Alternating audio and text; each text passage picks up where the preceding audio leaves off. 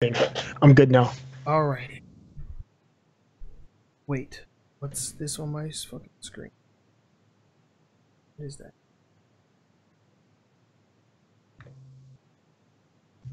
All right, it's gone. Okay, here we go. What's going on, everybody? Welcome back to a weekly gaming news show, the podcast where seasoned video gamers talk about the week's gaming news. It is Sunday, the 24th of September, and we got some stories for you because TGS just ended, but we're also going to be talking about other things as well. And joining us this week, of course, I got my main man, Todd, but we also have a special guest. Everybody say hello to Ox or O. I don't know what you want to be called online. What is your name, sir? I'll be called O and stuff. All right, all right. Welcome O to the show. How's everybody going? I'm good, man. It's good. I'm excited. I'm excited for all the stuff that happened at Tokyo Game Show, and freaking, I can't wait for so many things. So I'm happy to be here. Yeah. Cool. Mount Lovers feels left out, but he's joining us from the chat. He will be with us in spirit. So let's go ahead and get things started with the first segment of the show, and that is the weekly icebreaker. And before we jump in there, I do have a correction. We got some corrections. It's been a while since we had updates and corrections. Why don't you go ahead and take us there before I fucking forget about it. Let's go. Yeah, so last week we were talking about the Overwatch League adding 2 new teams. I said it was 13 and 14. It was actually 11 and 12. Okay. That's it. So, slight update. Want to make sure that we give you guys the correct information, and any time that we're wrong, please correct us. We don't take offense to being corrected, okay? No. We're not trying to push any fake news out here. But yeah, so now let's go ahead and get on to the weekly icebreaker. And if you're new to the podcast, the weekly icebreaker is just a question that we ask of the panel to get a sense of where we are on certain gaming topics. And this week, O was nice enough to provide us a question. So O, why don't you go ahead and present the weekly icebreaker to the panel? Yeah, no problem. So icebreaker wise, I think I'll just choose this one just to be sure. Yeah. Should video game conventions be open to the public? Very good question. I think that they should. Honestly, I don't see anything wrong with it besides there's like the capacity issue. But I mean, the more people that are able to like get their eyes and ears and hands on the what's being showcased, the better it is for gaming in general. Like they just recently, like I think the most recent E3 was open to the public, correct? Yeah. Okay. Yeah, and they haven't. Oh yeah, you were there. And they hadn't done that in a long time. But I feel like with the decline of how prominent some of the real big conventions are, I feel like getting as many people in there as possible is gonna probably be a mainstay. What do you think, Boogie? No. I don't think they should be open to the public. Damn, I don't think we've disagreed on this show in a very long time. No. Get out. All right, let's hear them out. What you got? No, I don't think they should be open to the public because the purpose of the convention is it should be industry convention, right? Industry and news. So right, you got the companies that's bringing out their new, whereas a lot of it is unfinished, alpha beta builds, and you got reporters to cover it, right? That's what it should be. I don't think it's really advantageous to have the public at the convention, because a lot of times they're building up hype that's not going to materialize because they're overexcited about something that may not be finished. Sometimes some of these things don't even come out. So I think it should be an industry insider type event, press, and industry people only. That's my thoughts. I think having people there, and then on top of that, it gets crazy because people are people. People are crazy. I will give you that. Are people. All right, but what do you think? Oh, this was your question. So what do you think about the topic? I mean, me personally, after I went to E3, I'm not gonna lie, I was blown away at how freaking awesome was the first day. But literally, I can tell you that after the first 10 minutes of being in there, I was like, this should not be. But I'm kind of mixed onto it there. I kind of have both of the same opinions as both of you guys, where I'm like, hey, they should show off a game and do this or whatever and open to the public in order to, spread the word. And like, well, no, because, some games might not come out. They might not even be leaving and stuff. Yeah. Honestly, for me, I feel like it should really be kind of two things. Tokyo Game Show kind of does that, where they close it off for a few days and only have industry people come in and do what they have to do. And I really felt that they should have did that with E3, but Tokyo Game Show's always kind of had that kind of thing. And then open up to the public for games who are coming out and pretty much confirmed to come out or whatever, and have an actual full build, and not like, just like Boogie said, we shouldn't be playing a game that's super alpha and it's like, yeah, we might have funding and then just never come out and stuff. There's no reason to spread that. So I feel like it shouldn't be open to the public, but if you're going to open to the public, you should do it the Tokyo Game Show way, where you go put them out there. Now, it's pretty shitty because Tokyo Game Show, I'm coming from E3. I've been sitting in lines for like 3 hours just to play a fucking game, and the Monster Hunter line over there was 10 hours. Oh, what? Yes, that shit was wow. Said I was like, nope, I'm not gonna do that or whatever. And like you might as well not even sit in the line because you can't even make it or whatever. And that's at TGS. Over at freaking E3, you didn't know what was in that tent, but you knew it was Monster Hunter because I had that big thing. People were sitting in that line for 6-8 hours. Well, a lot of publishers and developers are doing this thing where if they want the public to see it, like especially before Gamescom, because that was like overseas or whatever. What a lot of the companies did was they flew people to their studio or whatever, and just like gave them like a public build to play and showcase, and allowed them to use the footage for their YouTube channels. So while the conference could be more tailored towards industry insiders, I think that actually could possibly I feel like that's a fair thing to go by, because a lot of people are actually inviting people to get coverage, from the consumer perspective. Right. So they actually allow them to come in, because a lot of YouTubers, they're not gonna fly to Tokyo to see all that. They're not gonna fly out for Gamescom or anything. Right. But before they go, they'll allow them to come in and play it. And during there's always like the embargo where you can't like upload it until this time. Right. But I've seen that a lot more. So maybe that's something that they can do. Like when they want the public to see it, they can invite special people to come in. I would prefer the way Nintendo did it. The when they did, I think that was the Switch and was it ARMS? I think. They do the road show where they just show up. They show up in the city with a bus or a truck for a couple of days, for a weekend. Have a bunch of Switches set up and people can go and play. And they just hop to city, do it that way. I mean, if you want to get your game in hand, I would rather see something like that. When you set up a convention and there's tens of thousands of people descended on one place, like O said, I mean, you want to play a game that's coming out and you got to wait 6, 8, 3, 10 hours. It's nonsense. Man, I could not play Mario at all. The line was at the start, everyone lined up. It was almost near the booth of the PlayStation Experience, and that was like half across the damn convention thing. Damn. Like, it's ridiculous. I was like, wow. But all I could do was see it. I could never play it. It looked cool from far. I'll never know. You'll know when it comes out. When it comes out, that's it. But I mean, I never got that experience. The Nintendo booth was ridiculous, though. But yeah, I digress. So overall, I think that it can definitely benefit from being open.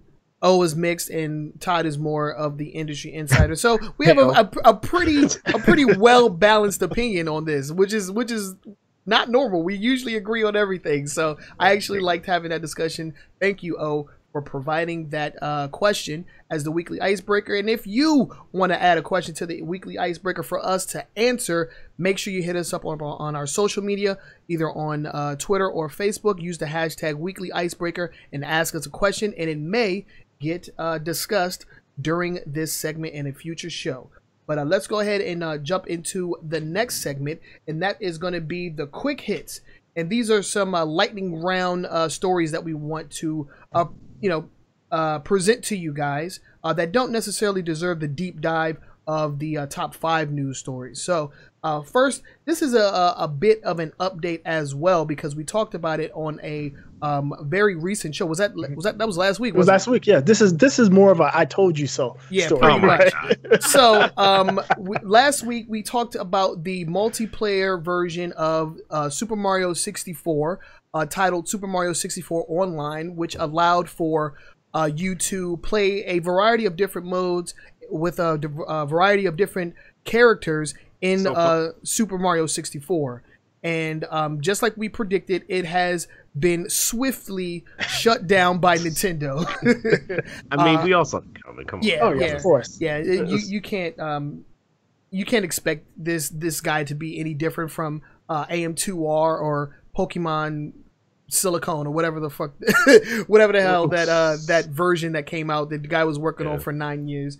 Nintendo's on it right now. I mean, sheesh. Right. I mean, even when we reported, when we were talking about it initially last week, the video that we had linked to it was gone. Like the video that we were using, it was gone. Like during the show, like they DMCA'd that video, so he took that down from his YouTube channel.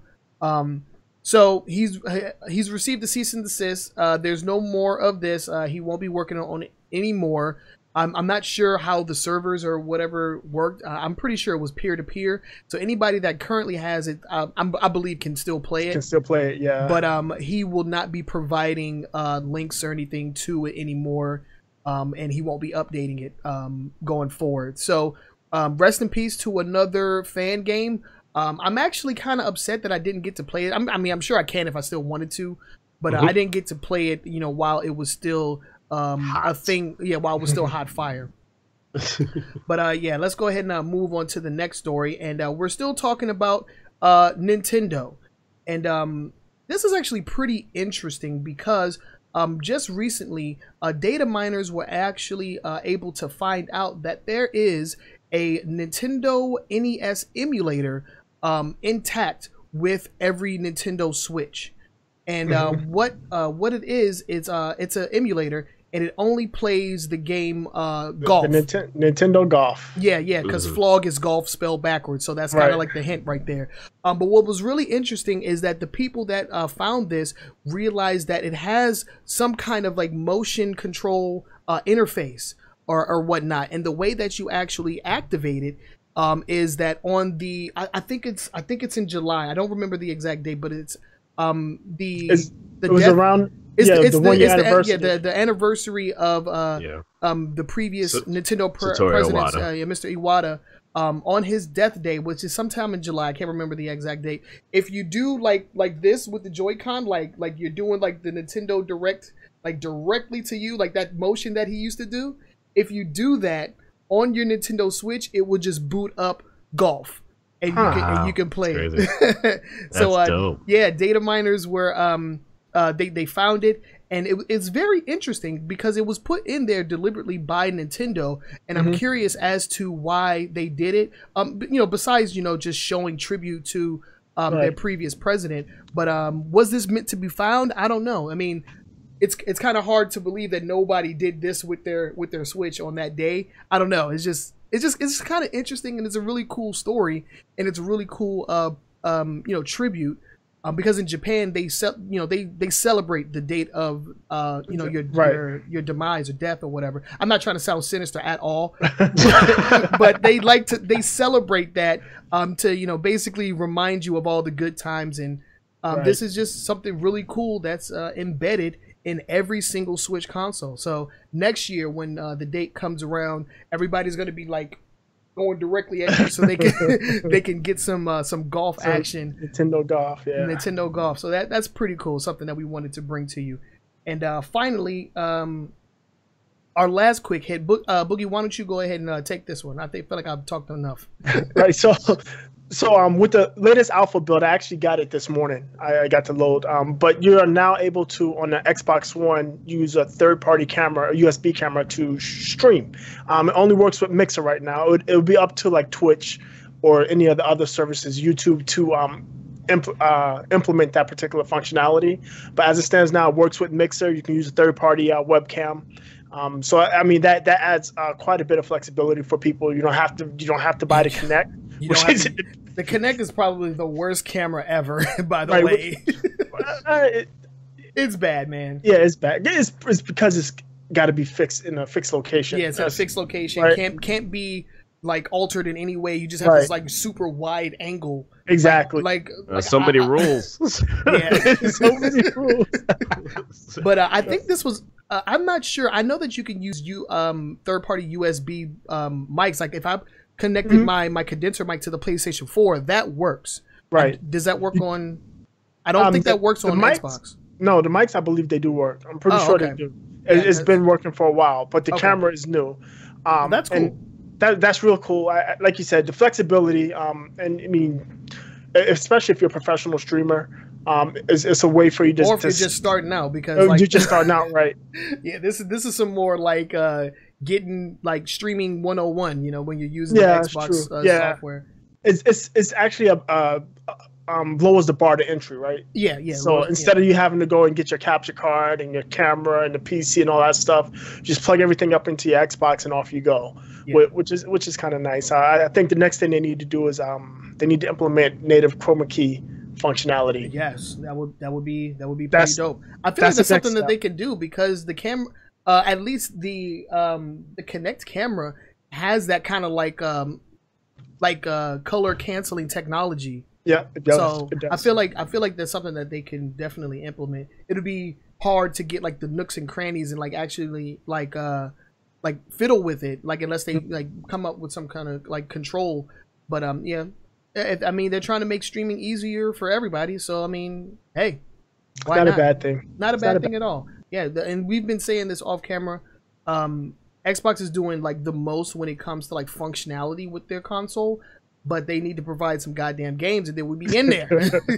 Give us some games. Like, what is the problem? Like, I'm actually curious. Like, what are they doing? Like, all of these tools and no games to actually utilize them on. I don't know. But that was our quick hits.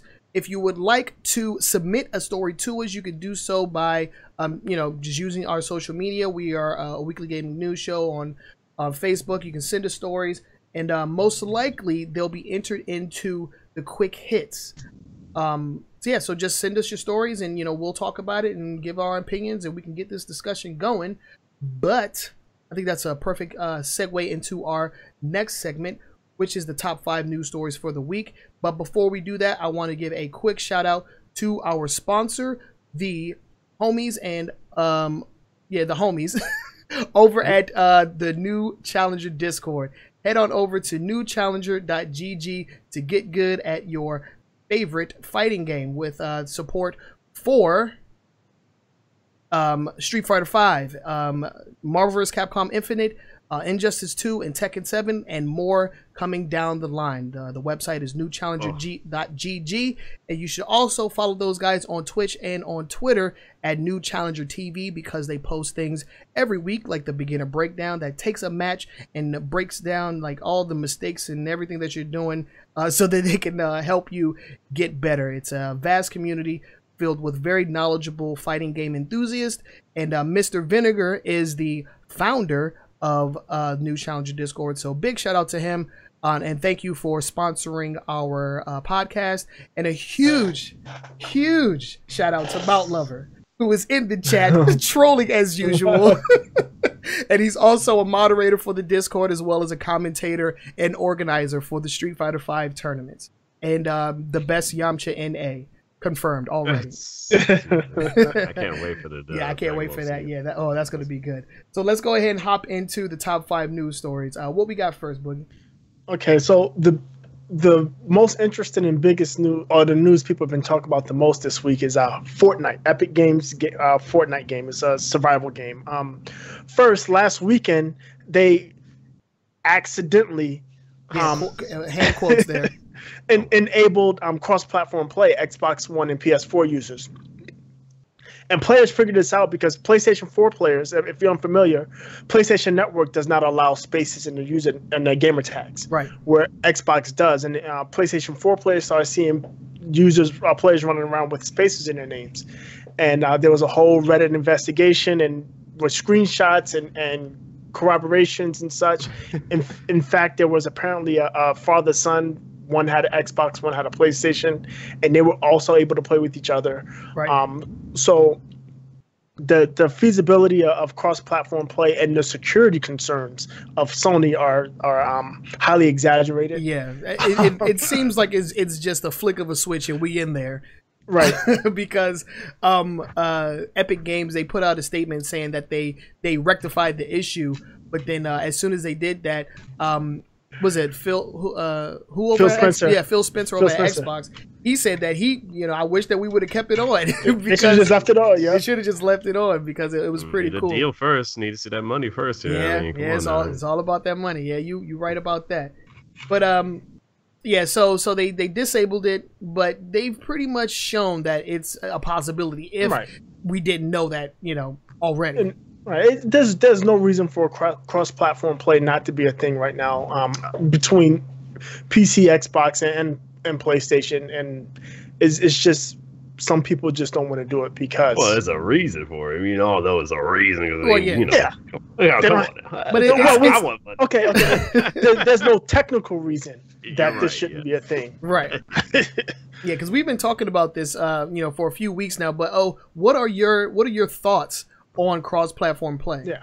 Honestly, I kind of wish I was playing Fortnite at that time to actually do that because I would have been, I mean, come on now, like let's face it, right? Even though I know people keep saying obviously there's still, obviously a console war, we got all this going on, and it's still there. Of course, it's still there and stuff, but there's always that rival debate, like, oh, I mean, this guy got a PlayStation 4 and I got an Xbox, so I guess we're the freaking rivals, and and that's what we want to do. We want to fight somebody going back together. I thought it was man, a get really some cool clan battles going, man. That'll be like the most epic clan battle type thing that you can do.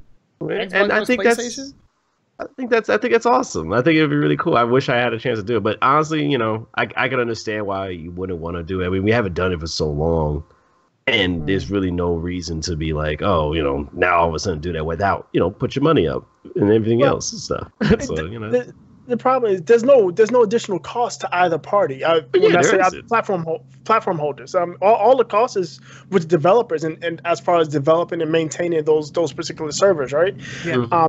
There's no cost to Microsoft. There's no cost to Sony. Sony's only. Let me tell you this: if Sony was the number 2 or number 3 console, they would be where Microsoft is right now. Well, yeah, definitely. They will be trying to do anything and everything to make it a possibility. But they know that Microsoft has a handle in turn. They are the standard in terms of a amazing online experience with your console and stuff. So it'd be silly for them just to be like, oh, let's go ahead and do that and stuff like that. Like pretty much Sony allowing for cross-platform play, true cross-platform play, is giving Microsoft a win. Honestly, true. It's giving them a win, and they don't want to do that. Right. Exactly. I would have to agree with that. Yeah. But we're not done with Fortnite because there's something else that came out this week. Boogie, what else? What's going on? What else going on with Fortnite? So oh god, Fortnite is releasing on the 26th, right? They're starting. They're gonna release their battle royale mode. It's a 100-player battle royale mode. You get dropped on the island. Every man for himself. You get a couple of minutes to scavenge. That sounds very familiar. If this sounds familiar to you, it is an exact replica of what PUBG is. Player Unknown's Battleground. Yeah, it's an exact replica. I mean, there's generally no difference. The gameplay is exactly the same. But they're owned by Epic, right? So they're the same. Fortnite is Epic. Fortnite, okay. Player Unknown Battleground is by Bluehole. The funny thing is, it is running on Epic's Unreal Engine 4. Yeah, so Epic did have a slight hand in their development. Right. Yeah. They provided support based on any support they would provide to anybody using their engine. Yeah. Right. That's what they say, but still, I mean, it's the Bluehole is not happy. They're extremely upset. To the point in looking into options, maybe legal matters. But me personally, I don't think that unless Epic took something directly from them while they were helping them develop using the engine, they don't have a leg to stand on. Yeah, they don't. Yeah, unless they have some kind of like trademarked like code or something like that. I feel like this genre is up for grabs, and it's a very popular genre. The game is super popular. It's one of the highest streamed and highest played games that to come out in recent months. It was number one. It passed. I can't think of the number one game, but it's passed League of Legends as a number one. Has the most concurrent players on Steam right now, and it's been like that for the past week or so. Yeah, you can go on any streaming platform, and that's probably somebody's definitely playing that game right now. Right. Yeah. So for these guys to just jump into their genre, it's playing into that money, man. Why not? Why not? There's two things. Fortnite is I think it's on PC, but it's console, right? It's on console, PlayStation 4, Xbox One. Yeah. PUBG is coming out on Xbox One soon, so it's almost like they're kind of preempting PUBG, right? Yeah, they're beating them to the punch. It's like to console. Right? Yeah. I don't know. It's interesting. I was reading through the PUBG guys, Bluehole's comments, and man, salt everywhere. I mean, who could blame them? I mean, when you have this popular thing that kind of just came out of nowhere or whatever, and it just kind of banks on the the idea of quick games and fast action, hands down, 30-minute games, because we play long games and whatnot, that they kind of capitalize on. And then, Epic, I mean, if I was a company like Epic and I was like, you know what? We help these guys, man. That's pretty good. Let's go ahead and grab that up and make another game going on here. I would. But I mean, you can argue that it doesn't really fit inside of the Fortnite world, because Fortnite is more of like a survival, taking on hordes of enemies and building and crafting and stuff. Do you do that in PUBG? I don't know. Yeah, not the crafting part, but it does fit in because it's ultimately a survival game, right? And the PUBG is also a survival game, so.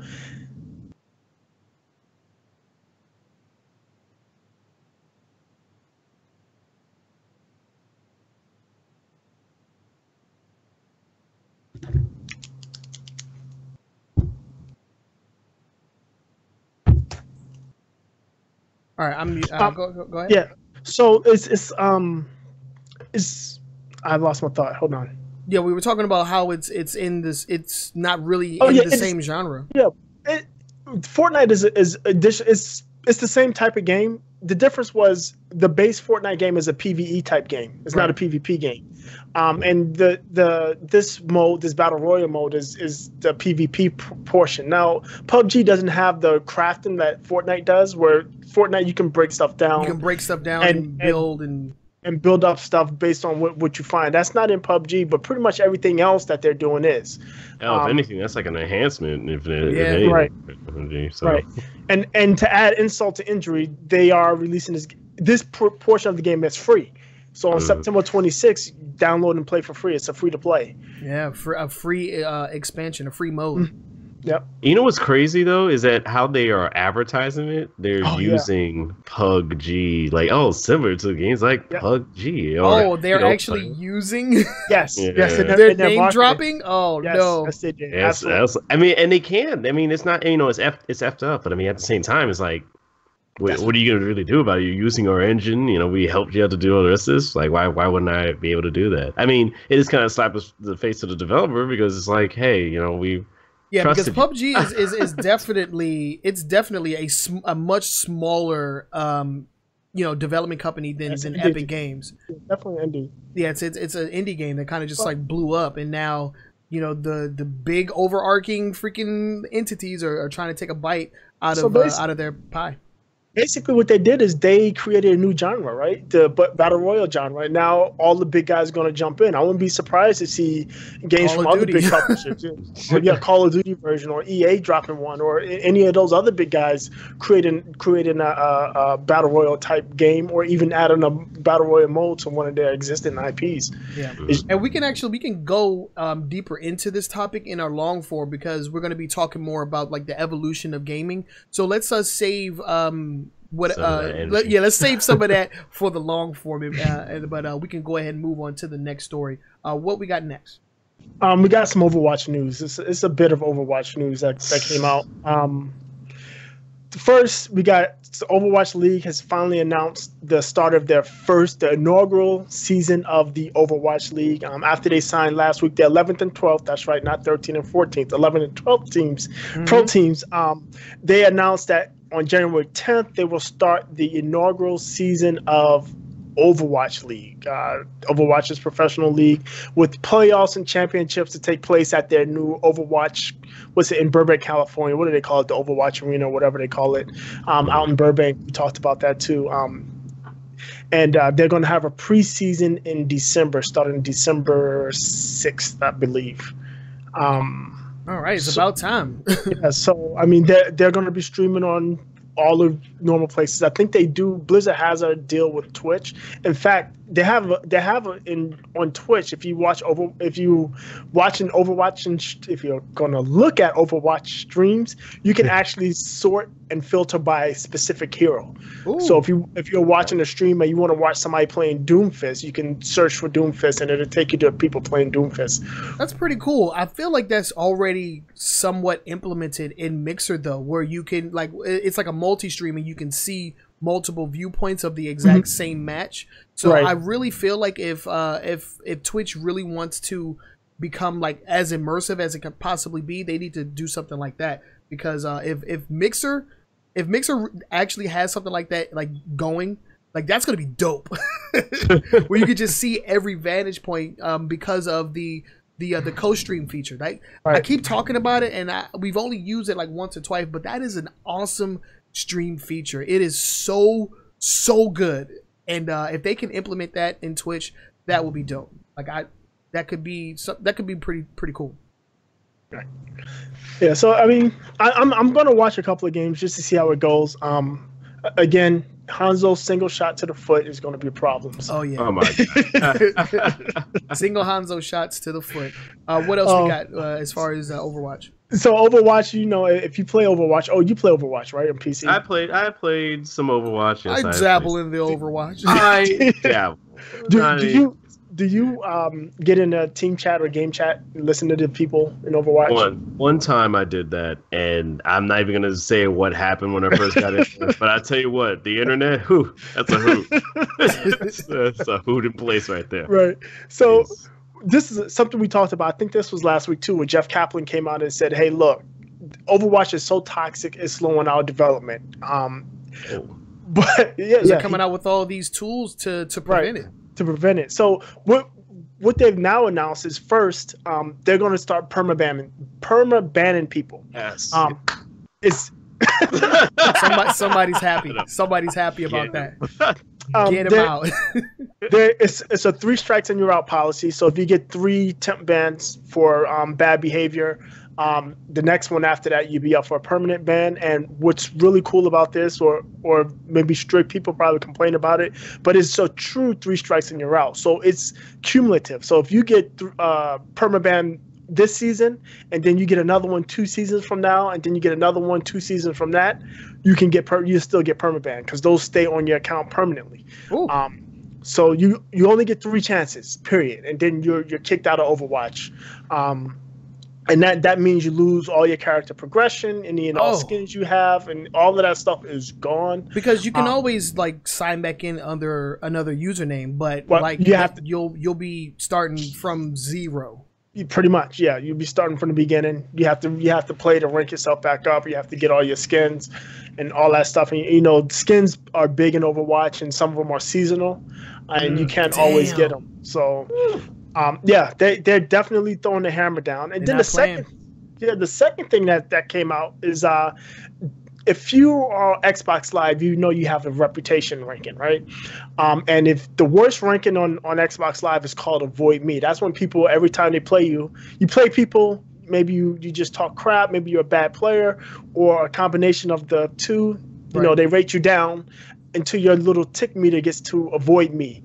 Well, if you are playing Overwatch and your Xbox Live ranking is Avoid Me, you will be muted. You will not be able to talk in TeamSpeak at all. If you want to communicate, you have to be in a party with the team. Just the open TeamSpeak is not going to be available to you. So, I'm all about it because it takes a lot of reporting for you to actually get there. A lot of people have to like actively report you right for you to get that marking. And that Microsoft, that Xbox Live reputation is, they take it really serious, and they do they accept appeals, and they do monitor, and they have they have ways built in to prevent people from gaming the system. Right, so, like, because I remember that was a thing too. Right, you can't get like 10 of your friends and just just report somebody negative just because they beat you in the game or something. It's a war. Well, no.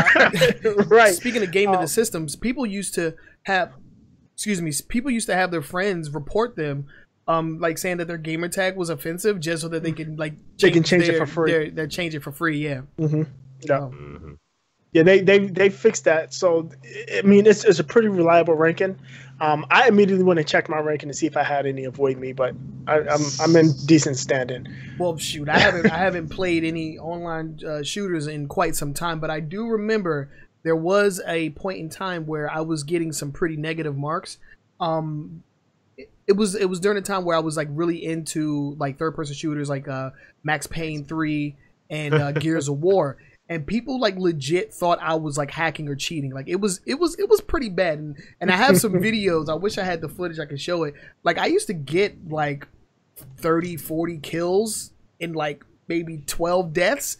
And wow. I used to get messages like, "Yo, like why are you cheating? You're hacking. I'm going to report you." And I'm just like, Are you serious? I'm not cheating at all. Like, so I did receive some negative marks. Just take them L's and get out of the game. Yeah, man. I mean, you gotta do. Yeah.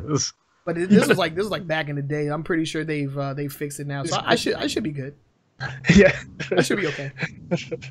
Yeah. So those are the couple of things that came out.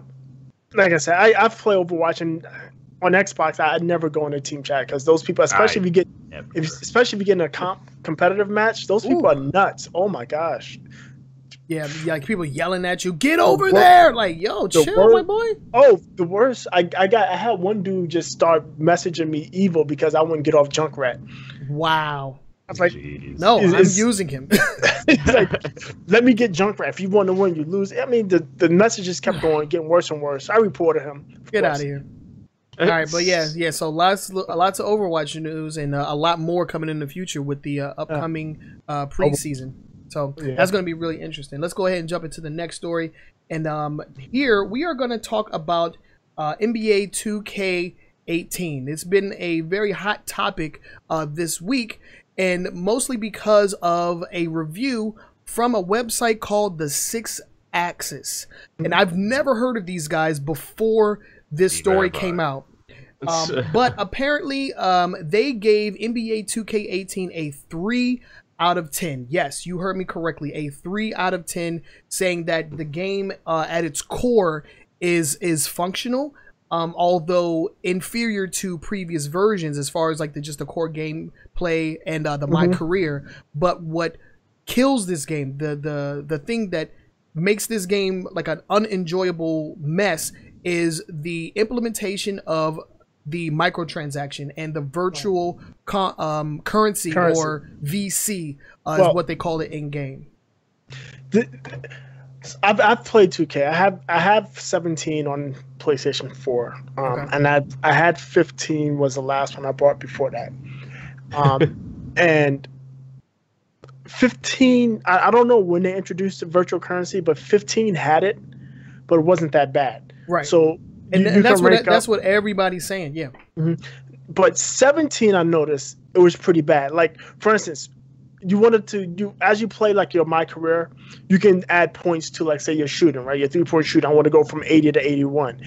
And before it would cost, let's say, I'm just throwing numbers out. It was like, it'd be like 2,500 points, right? 2,500 VC. And you earn VC by playing in the game. Like, you have good games and you make game-winning shot, you get triple-double, whatever, you get virtual coins.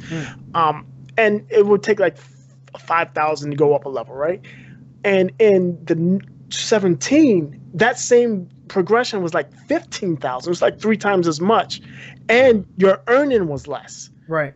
So to really climb, either you had to play a shit ton or you had to spend a lot of money. Right. And that's what the problem appears to be, is just the progression, the way or the amount of VC that you can accumulate per game is just minuscule. Right, and it seems like it's got worse for 18. Right, and it's gotten a lot worse. So if you go onto the website, you can see right here. He says what's good and what's bad. The game looks fantastic.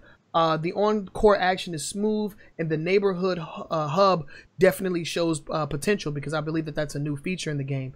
What's bad is that the absolute ridiculous grind required to be any good, the instance of slowing down progress and pushing VC packs instead, meaning like instead of actually grinding in the game because it's tedious and time consuming, they just buy VC. Like to spend more like actual money, and they said that the My Career isn't as good as previous versions, and you know, it's just a bad experience. Gave the game a 3 out of 10.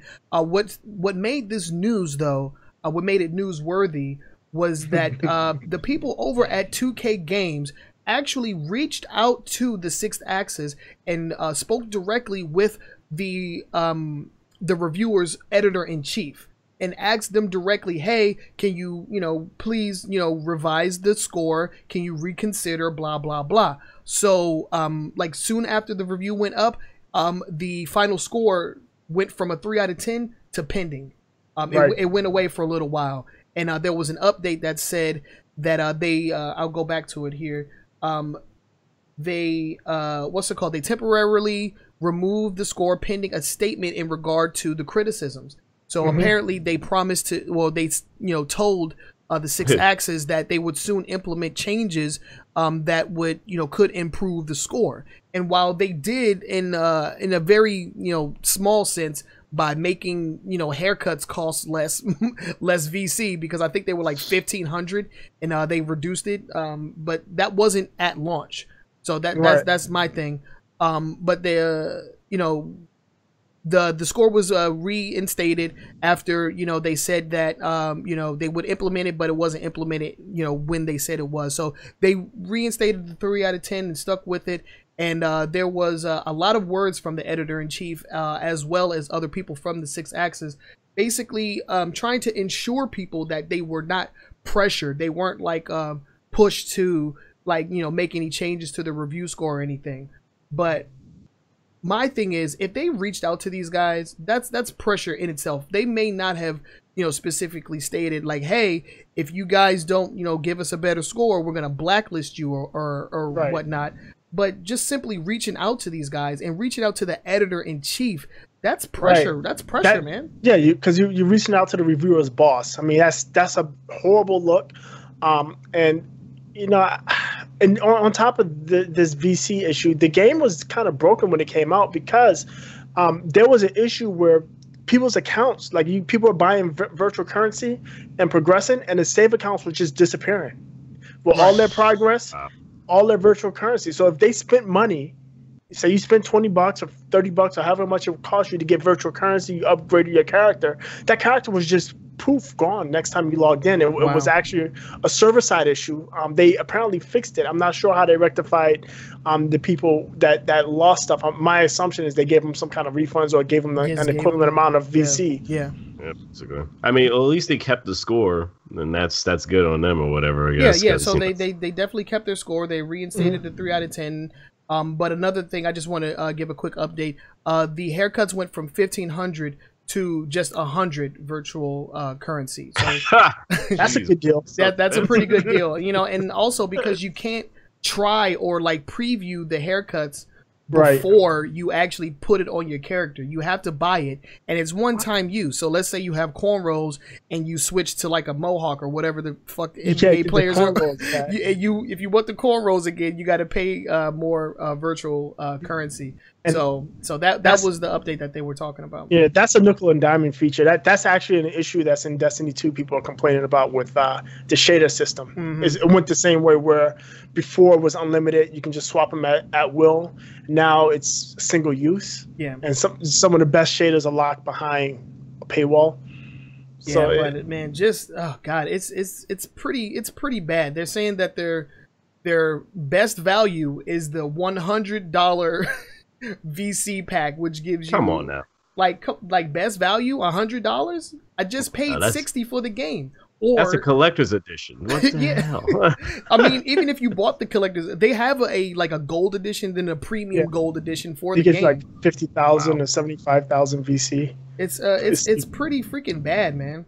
This is what I would recommend to you. Just if you're an Amazon Prime user, just hold your horses because Twitch Prime is going to give you free VC. They did it twice for 2K17. They'll probably do it for 2K18 as well. Yeah, but if you want to take my advice, don't play this fucking game. That's my advice. I mean, because virtual currency, it's not just for cosmetics. Like you need it to upgrade your character, and you need to upgrade your character to win games to get more virtual currency. Like it's a necessity. It's the backbone of the game.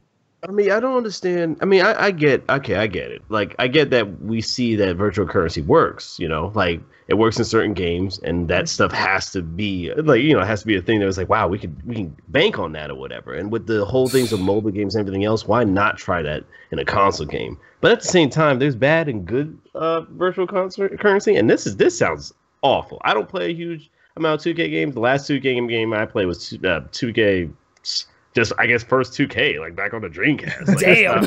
I stopped playing that a long Sega time ago. Sports Boys, the Black Dreamcast boys. Here we go. Yeah, but I mean, with anything in terms of currency, in terms of a console game, when you first pick it up or whatever, it's ridiculous that, I already had to buy a season pass, but now you're just trying to elongate your game to do something, and especially when it's something as minuscule as like a haircut being $1,500 down to $100, which it should have been, or even been just free.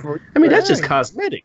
It's not, I don't think that's making the player better. Me having a mohawk is not making me 3-pointers. That's not what's happening.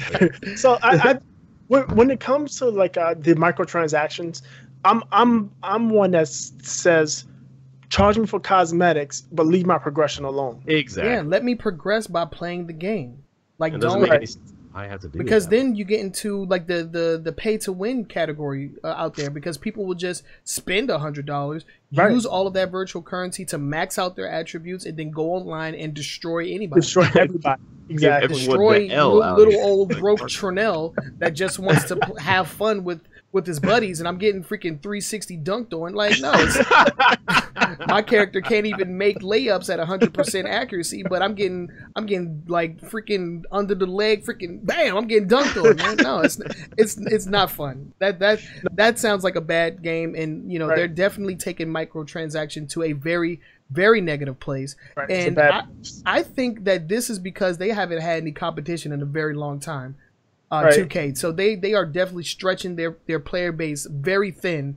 And I mean, if you look at the Metacritic reviews for the users, it's 20s, low. 30s, 10s. Yep. And they picked a real bad time because EA just released NBA Live, and it's not as good as 2K18, but it's good enough. You understand? Yeah, no, it'll be good. It'll get better. It'll definitely get better. It's got room to improve. But the thing is, it's good enough to say, okay, I don't want to deal with this nonsense virtual currency stuff. Let me try something else. And NBA Live is actually a good enough game to take people away. Right. And I don't know if this obviously this had to have been planned without thinking about the competition out there. But this is not a good look for them. Because they were kind of like the shining stars of like the sports sim industry, because of the whole like monopolization of Madden and the NFL. They were kind of like the shining stars where they're like, oh, well, we took those guys that you hate, EA, out of basketball. We took them out, so now you can get a quality basketball game, even though they can still, make you pay for Madden or whatever. Right. I was rooting for them. I'm about to get like Tyra Banks on these motherfuckers. I was rooting for you. You were the chosen one. Like, come on. Yeah. You got to do better, man. You got to do better. Killing me, Smalls. Killing me. Yeah. Yeah. How many references can you point out? Leave a comment down below. All right, but yeah. So, oh man, yeah. That was a bit. We talked about that for a while, so let's go ahead and get into the next story. What we got? Battleborn, the game that's been. Do we have to talk about this? Go ahead. Yeah, we got it. No respect, nigga. No respect. Nah. Battleborn, which came out last spring, is getting this last content update this fall. The next content update, which is going to be adding actually some skins or characters from Borderlands, is coming out, but it's going to be the last. Battleborn has struggled wholeheartedly or mightily to maintain a strong community.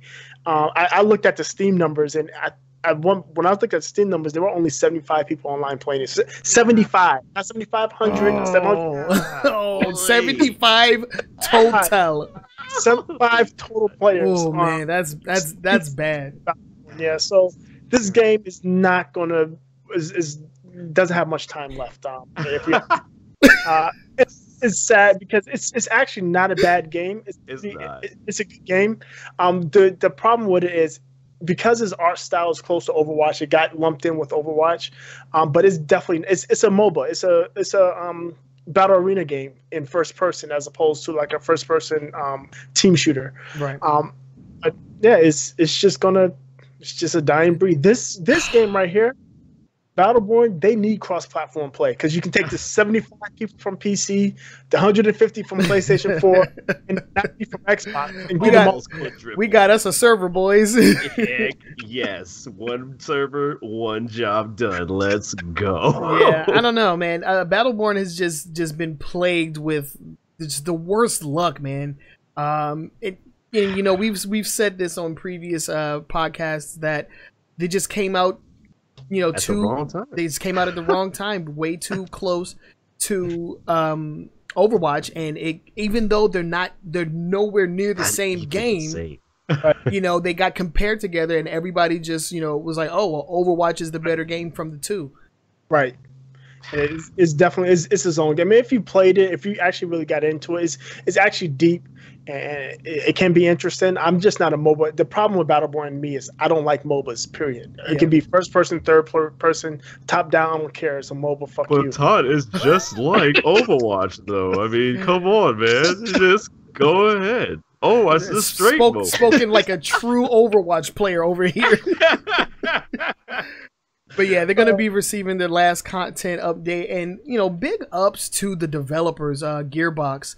Who have just stuck by this game through thick and thin, seemingly, because they tried the free to play model, and they were still giving up patches and stuff like that.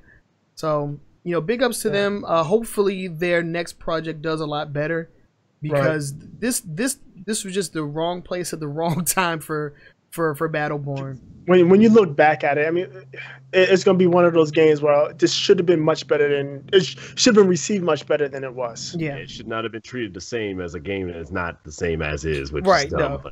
But it's just first person shooter with cartoony characters. They're the same. Like that was the internet's perception of the two, and the public opinion matters, man. Like the general consensus around Battleborn is that it is not as good as Overwatch. Like that. That's it. Makes sense. Do I want to play Battleborn or I want to play Overwatch? And Overwatch wins out. Yeah. It's just the way it works. So it's very, very unfortunate. Shouts out to Gearbox for just riding along there, but it's time to take old Yeller out back very soon. Go ahead and bring us that Borderlands 3 and just forget about the Battleborn stuff. Yeah, just get it out of here. It's all right. Get it out of your system, man. They probably had this in the works for a while or something. Yeah. I don't know. All right, but yeah, our last story out of the top 5 is going to be a wrap up for news and events that happened at the Tokyo Game Show 2017, because that just wrapped up not too long ago. So let's go through it. What happened and what were you excited about? We talked about this before the show. Yeah. Not a lot happened. Oh my god. A lot happened, but the stuff that happened was all stuff we knew about. There's nothing new happened. I mean, we got a new Red Dead Redemption 2 trailer. There's new Neo. They talked about the Monster Hunter Collector's Edition. They talked about Dragon Ball Z. Yeah, Attack on Titans reveals, Secret Model reveal. I mean, there was a slew of cool stuff. But I mean, this is as a biased opinion for myself for freaking Tokyo Game Show. I'm like, man, so many new things. Oh, I can't wait. But it's not a bias or whatever. You're right. There's a lot of stuff we already knew that was coming. There was no reason to be, crazy excited. I mean, yeah, we got to see a lot of stuff, and I guess that's the see and believing thing when it really comes down to it, right? We hear about it the longest of time. Like I hear about, freaking Half-Life 2 might be coming out, but everything else, what I mean, Half-Life 3. But everything else that comes in, when you see it, it's a whole other big thing. So a lot of stuff was talked about that we knew about. And we see it. I will say, like, some of the stuff that they showed, for instance, Monster Hunter is something that was on my periphery. I was like, yeah, whatever. Peripherals, come on now. Yeah, I'm not a Monster Hunter guy. I've never looks real, dude. But I watched the trailers that were coming out of TGS, and I'm like, that game is looking like something you probably should want to play. Because I was very impressed with the Monster Hunter trailers. It's kind of pushed me to like, okay, it's okay from afar to maybe I might get this. Gotcha. Yeah, so, overall, it was just a lot of trailers to show off like new content or content to games that haven't released yet that we already knew about. So it wasn't a whole lot of announcements. Some of the best things that they showed off was the update to, or the Zone of the Enders remake. That's coming out. That's a thing. What else? The Attack on Titan 2. The Resident Defender. The Earth Defense Force. The Resident Evil 7 DLCs. There's something that we knew about. Knew that it was a thing, but didn't know. We hadn't seen anything How's it about it. Play? Like, are we gonna get Chris? I mean, is he more action based? And from what we've seen, it does say that it is Chris. It is Chris Redfield. So that's something that we didn't know either, because at the end of Resident Evil 7, he just said, "I'm Redfield." Man, I guess. I mean, it came out this year, but it was like that was a while ago. Come on now. I mean, there were announcements. I mean, at Tokyo Game Show, they did announce that Dragon Ball Z character, Android 21. They did announce small other games that came out. I mean, a lot of what Tokyo Game Show was, I mean, we can all agree, it was a lot of updates of like games and stuff. We got DLC for Dead or Alive. We got, games that are already out, like Dragon Quest Builders coming out for the Switch. New Monster Hunter character in Marvel's Capcom or whatever is in there. Oh yeah, actually, Monster Hunter. New footage for The Evil Within 2 is coming out. That they showed that off, and that looks crazy. I mean, there's a ton of stuff. There's a ton of stuff to be excited about. Right. But in terms of news, there wasn't a lot of news to be like, you know what? This is so brand new that why haven't we heard about this going from there? Right. So that's the point, I guess, what we need to say for the wrap up. The wrap up was a lot of good stuff was seen, not a lot of things new. Not a lot of new things shown off. So, we'll have some links in the description where it can or some articles that you guys can look at to get a sense of what was shown off, and you can see what's coming out for your favorite game. But Cold Vein, they showed that off from the first time since like E3. Yeah. Oh yeah. And that looks dope. Pretty good. Yeah. That looks pretty Souls dope. Anime. Let's go. Yeah, it's like anime Dark Souls. Let's go. I'm all with it. But you just wanted to do a quick recap of the Tokyo Game Show. But now we can go ahead and jump into the next segment, which is the long form discussion. And O was nice enough to provide us with a long form discussion topic as well. So, why don't you go ahead and introduce it? I do what I gotta do. I gotta do it. But, all right. So this is a topic that always comes up in terms of anybody doing talk about video games or anything else like that or whatever. But it's totally opinionated, and everyone has a different spectrum. So in general, the long form is, where do you want the game industry to go for its next evolution? I can start off to kind of give like an idea of what I'm talking about here. Okay. So in terms of like the video game industry, for me anyway, the next evolution, a lot of people will say, it's VR. We got to be in our games. You got to do some things, whatever stuff. It's different things. For me, I guess like the next evolution for me or whatever is how we can improve on our current genres to the next level in terms of a video game of what's coming out or whatever. For me, genres go every day, you know, like we talk about old things. We can bring up old genres like, you know, Rock Band, or we can bring up old things like puzzlers, like, you know, Tetris, or we can forget games like point and clicks like Sim, whatever and stuff, Myst, or, you know, Myst, my bad, you know what I mean. But, you know, all that stuff. All that stuff in general, you know, those games genres, you know, they can come back at any time and have a boost of something else. I mean, we look at the Telltale games, which are pretty much what, you know, like the evolution of the point and click. Yeah, right. Exactly. You know, those games, you know, add more choices and stuff. So for me, the next evolution for me in terms of the gaming industry is whatnot is how we can incorporate these old ideas and evolve them into something new, you know, something that's different for like the RPG or for the shooter or anything else like we've done before. Graphic wise, I don't think right now we're hitting a staple of like, this is what we want it to look like, but we can always make it look more amazing. I mean, look at that Final Fantasy engine that they had with the Aegis or whatever the heck they was, or whatever. It looked amazing, and then they showed off how like the detail like comes in it almost look real. So that to me, that one game we were talking about earlier, that's coming out on multi-platform, the Destiny like thing. Oh, the Anthem. Yeah, Anthem. Oh, that game.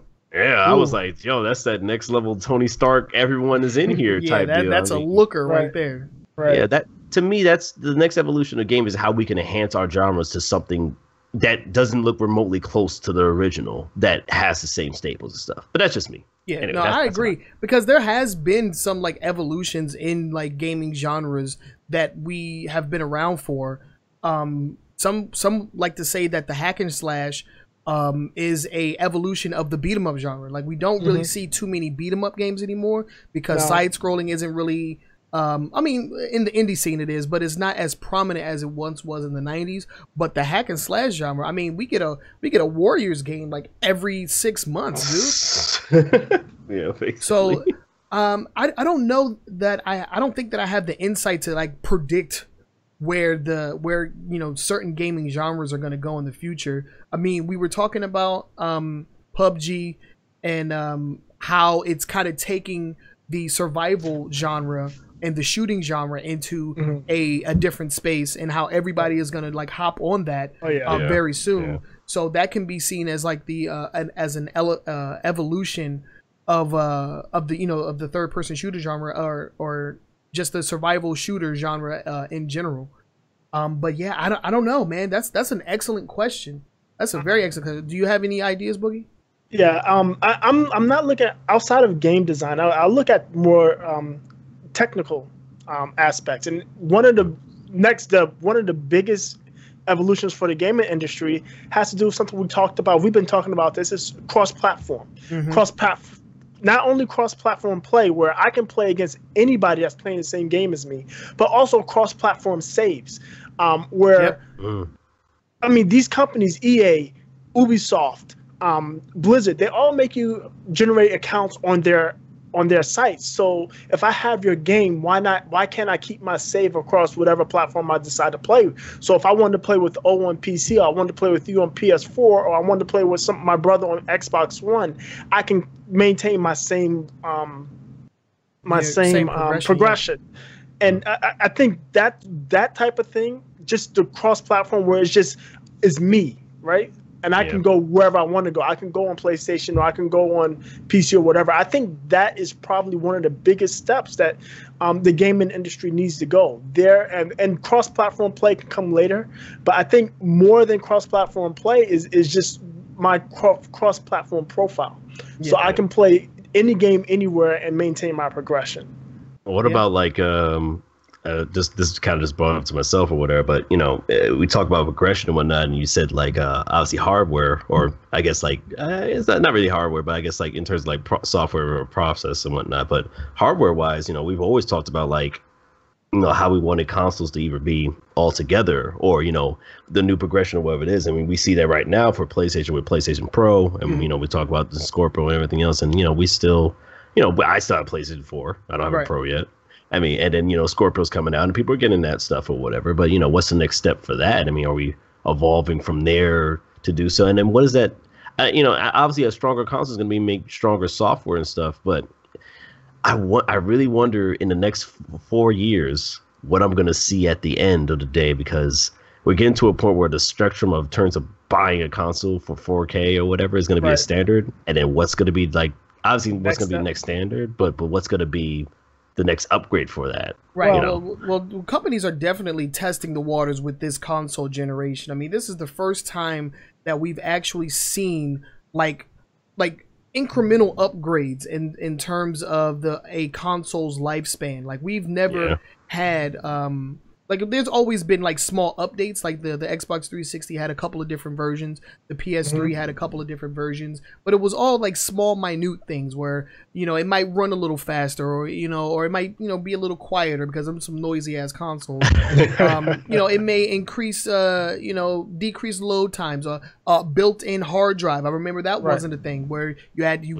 like on the 360, memory cards died with the 360. Like last gen is where memory cards died, but when you think of memory cards, you probably think of like PS2, GameCube, Nintendo 64, Dreamcast stuff. But they died last gen because it was last gen where we got built-in hard drives, and got cloud storage. Yeah, cloud storage. Yeah, that was that's all last gen.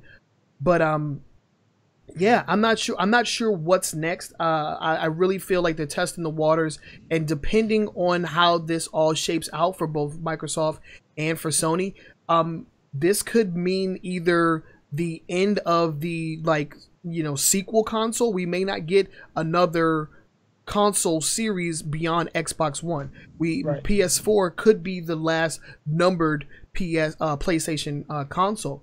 Everybody might, gear more towards PC, and it really seems like that's what Microsoft is doing. They're trying to set themselves up as a platform rather than just a console that you buy for Xbox games. Well, let me jump in. As far as like console power, I see where Microsoft is going. They're just limited. They're limited by infrastructure. When I say infrastructure, what Microsoft wants to do, and they've been talking about this a while, they want to use their Azure cloud services. And what they want to do is offload processing onto the cloud and let your box only do what's necessary. So when you're looking at when you're looking at doing oh goddamn! when you're looking at doing destruction, right? Destructible environments and stuff. Yeah, destructible environments and environmental changes like weather changes and that type of stuff. That's offloaded in the cloud, where only your character movement and interaction with the environment is being processed by the Xbox. I say it's limited by infrastructure because you need strong, steady, fast internet connectivity for that to actually work seamlessly. Oof.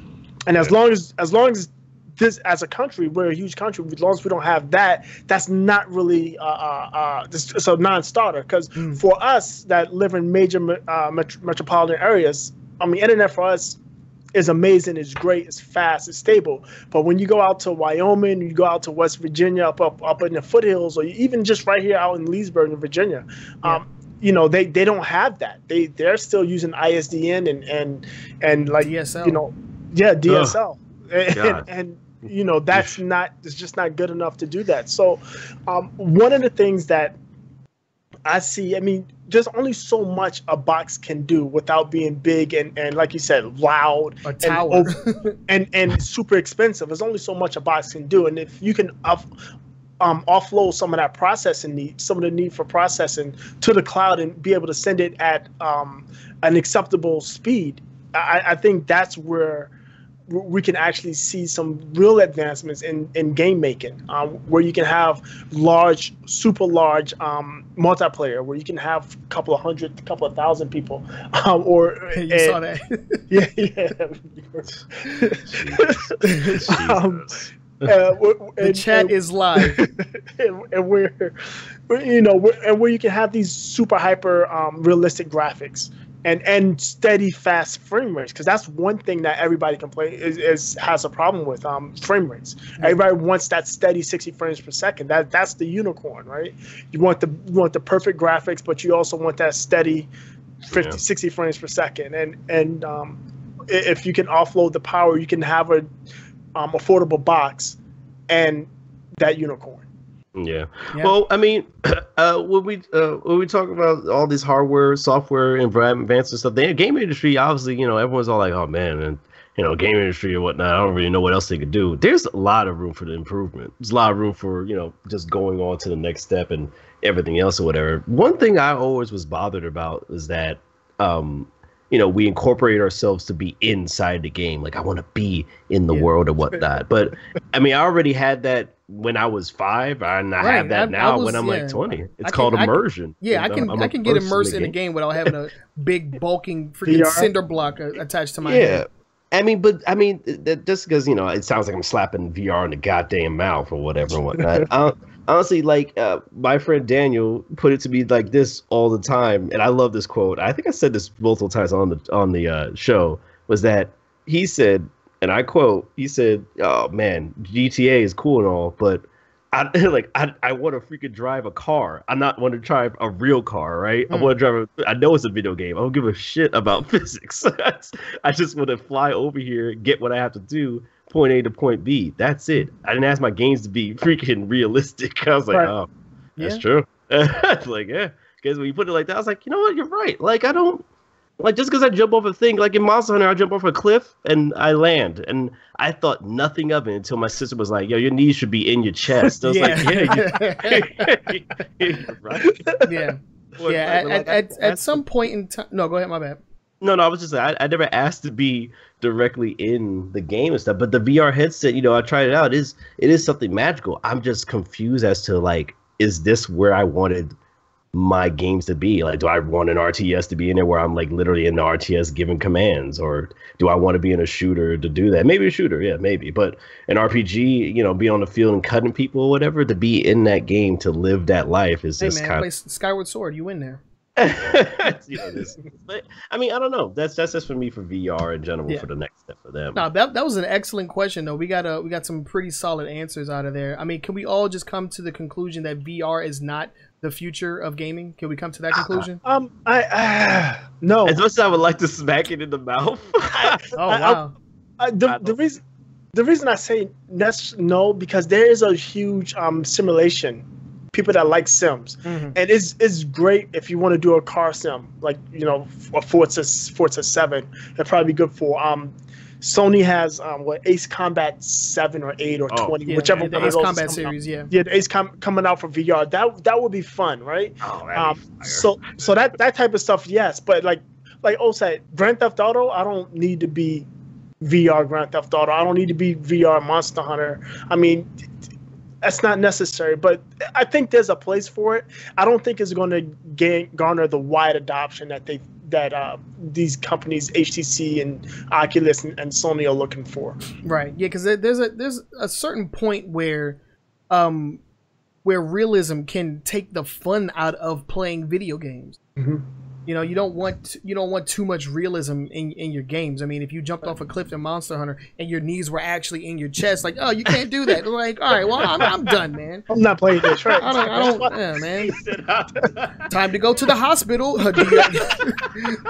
Do you have insurance? Like, how realistic is this? I thought we were fighting dragons. What's going on here? Do you have insurance? Oh my gosh. Yeah. You gotta get that Obamacare. Yeah, before it's gone. No, Congress ain't never gonna do that shit. Anyway, that's a topic for another day.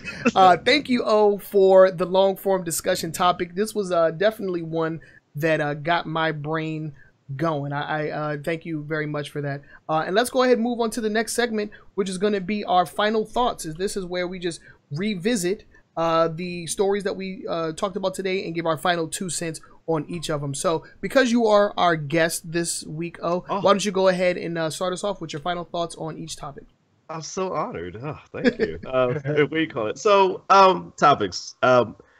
Ashamed that Monster Hunter 64. Freaking Mario 64 got off of the thing, but I mean, it's perfectly fine. I'm not too bad about it. We can still play it.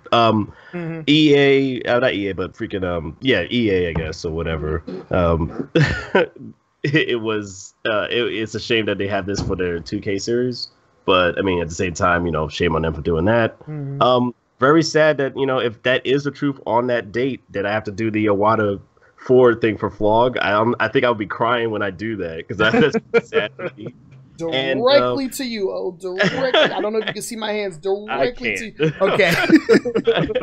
Epic Games, that's rude. It's been a lot of rude stuff happening. That's rude. I love that. That's rude. Awesome. It's a little messed up that you did that. And sorry for Battleborn, and TGS was fun, but I can't wait for these games to come out. And that's pretty much all I want to say. That's it. Boogie, what about you? Yeah, Mario 64, that was, right on the wall. I'm kind of excited about what Microsoft is doing with streaming. I'm guessing they're going to have more stuff coming out. Like you said, Microsoft is making the Xbox a platform that's easy to use with tons of features.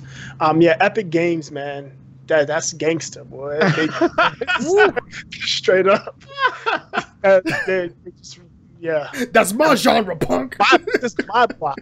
This ain't your block no more, right? Freaking Deboed them out of their freaking genre. God damn.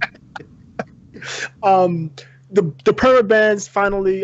Hopefully that helped clean up Overwatch now, just to work on the ankle shot kills. 2K games, they picked a bad time to jump off the rails. I don't know.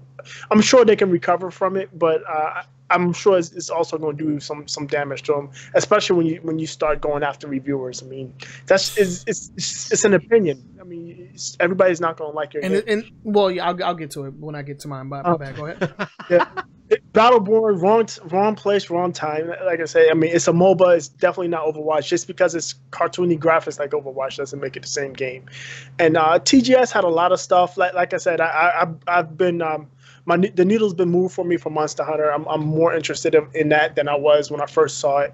And there's some other stuff that was in there, but at least they didn't have the date rape simulator like they had last year. Oh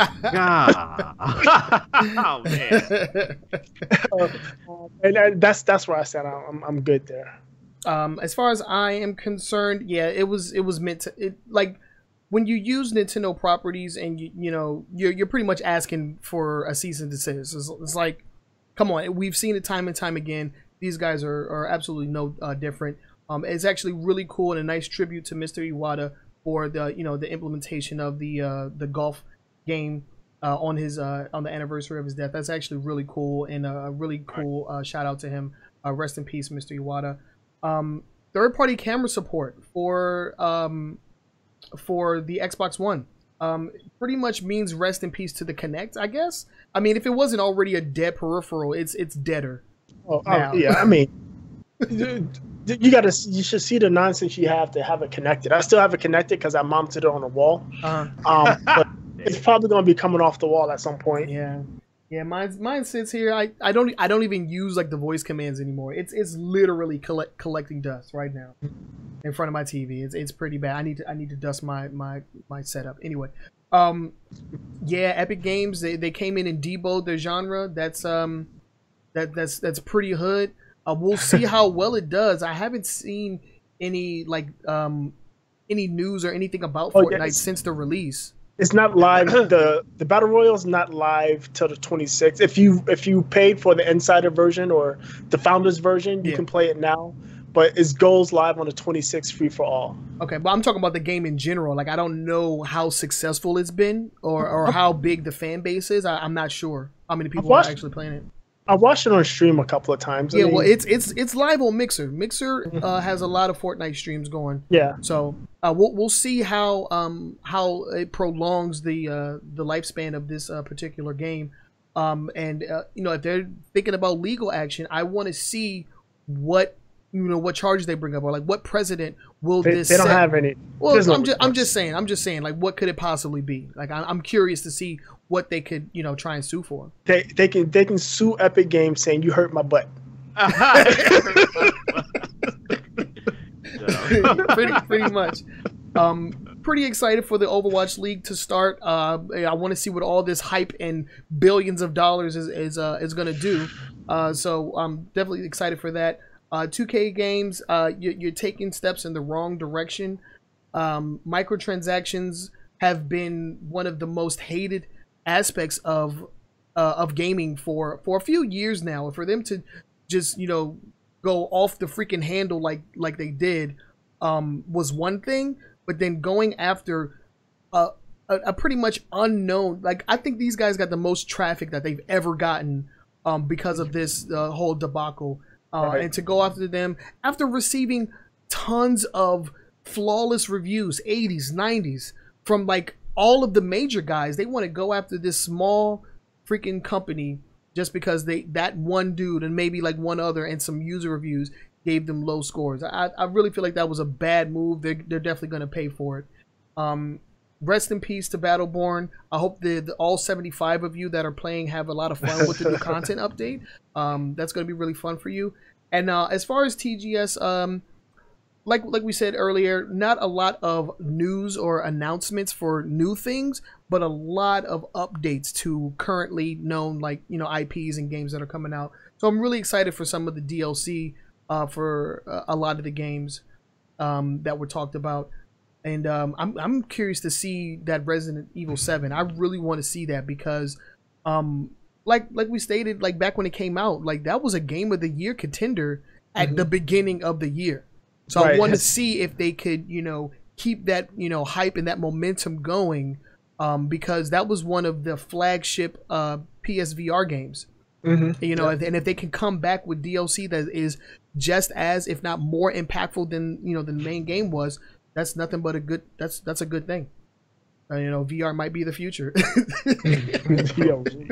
Maybe. We'll see. Yeah. So that was our final thoughts. Let us know what you guys think down in the comments section on, you know, the first story, the last story, any of them in between. Let us know what you guys think. Leave comments and, you know, let's get the discussion going. This show is not just about reporting the news. It's about discussing it amongst ourselves and with you. So you can hit us up. We are on Twitter at AWGamingNS. We are on Facebook, A Weekly Gaming News Show, or you can just use the call letters AWGNS. We are also on YouTube, tinyurl.com/AWGamingNS.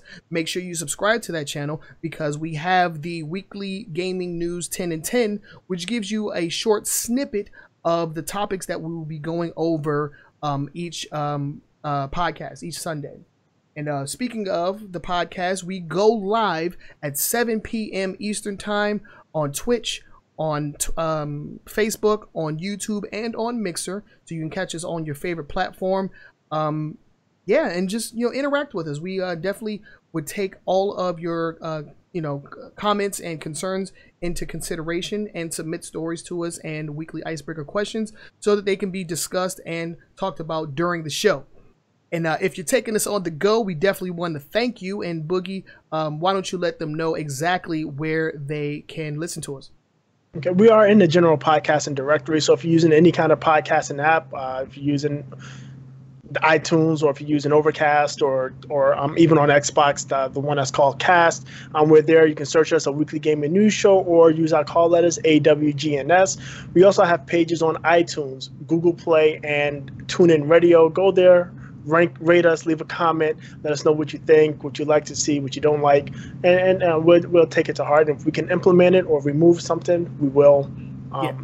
Yeah, just check us out, leave us a comment, rate us. Yes, definitely. And a big special thank you to our guest, O.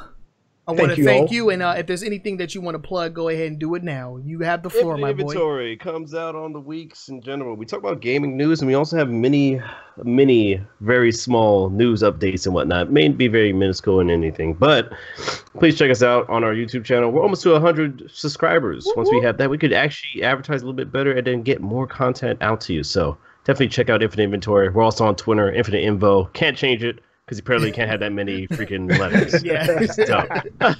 Yeah, and I'll leave links down in the description so you guys can check out O on his channel, Infinite Inventory. A very funny news show. I really like it. I'm like their #1 fan, honestly. I appreciate it. No problem. But another quick shout out to our sponsor, the New Challenger Discord. Head on over to newchallenger.gg to get good at your favorite fighting game. And I think that is where we are going to end it. So once again, I want to thank our guest, O, for joining us on the show. And as always, my name is Trinell. I'm Todd. And we will catch you all next week. Peace. All right. Stop.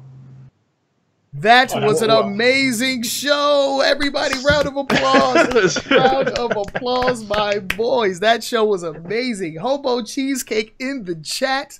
How are you doing, girl?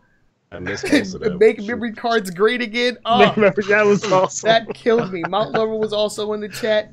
Oh man, yeah, we had a lot of engagement. I really liked it. We actually had some people watching on Facebook as well, so that was actually really cool.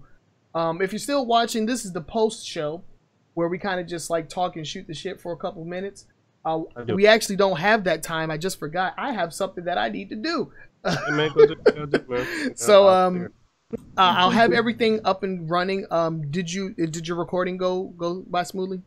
Yeah, everything looks great. Yeah. Okay, cool. So so everything seems good to go. I'll definitely have the show because I was late last week, so I'll definitely have the show as soon as I get back home. I'll go ahead and render out the episode so that it's ready for tomorrow. And it's got to cut out that one segment where Vanessa's mom just like tore my damn door down. I was like, God dang. Yeah. I thought she would have known. It's a fire. It's a fire. No, she was just looking for Vanessa, and she was in the shower. But yeah, thank you all for tuning in. I definitely appreciate it. You missed it. Do it again. Do the show again.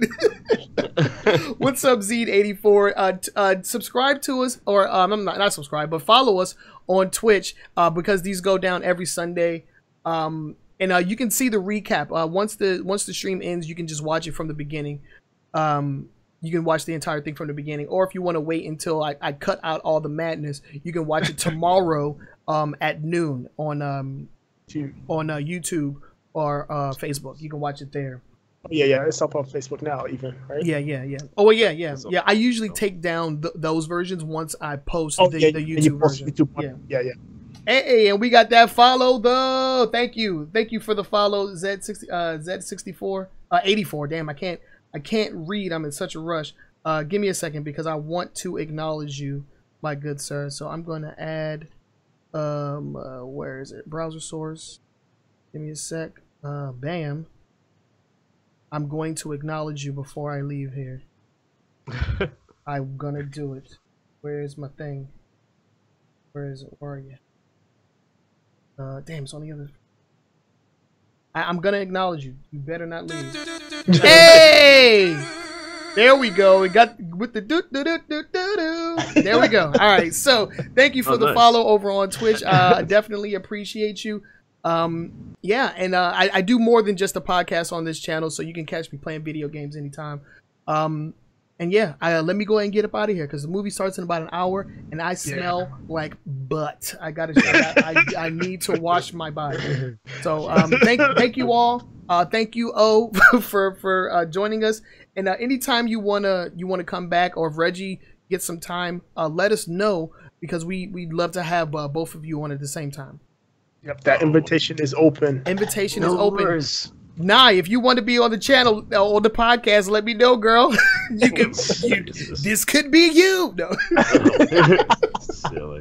But yeah, I'm gonna go ahead and stop the stream. Thank you all once again, and yeah, we'll catch you all later. Peace out. Peace.